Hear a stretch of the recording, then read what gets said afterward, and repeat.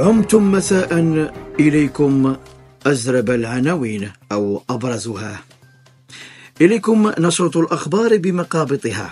خبر اليوم وهو التيك توك. التطبيق الأكحل الذي تتوسطه علامة بيضاء والذي حمك على المغاربة والعالم بكل.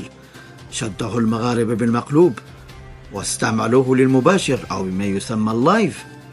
منهم من قال أنا سمكة أنا سمكة، والمغاربة طوروها فأصبحوا أنا قرد، ومنهم من قال أنا أرنب وأنا فيل وما إلى ذلك من الحيوانات الزائفة. منهم من شدت كسرونة على رأسها وهي أصلا رأسها أكبر من الكسرونة نفسها، وقالت أنا كسرونة أنا كسرونة. والكل له هدف واحد، وهو الأسد التيكتوكي الذي لا يتعادل رقمه بين 1500 درهم وال2000 درهم. اسألوا المجرب لا تسألوا الطبيب. عفوا. أينكم يا أسود الأطلس الذي دردكتم ونشفتم وعرقتم وجريتم في المونديال، وهو الأسد التيكتوكي يحمك عليكم.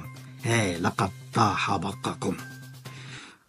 سالينا نقول كوبي يا صاحبي، كون ما جيتينيش المخرج ما نحترمكش. فين هو تليفوني؟ عافاكم عطوني البوست ديالي باسكو كتعطلوا عليا الصالير ديالي وهادشي ما كافينيش.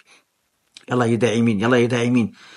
أنا قلم أنا قلم أنا قلم أنا قلم. شكرا يا أبا مشاري، شكرا يا أبا. أنا قلم أنا قلم أنا قلم.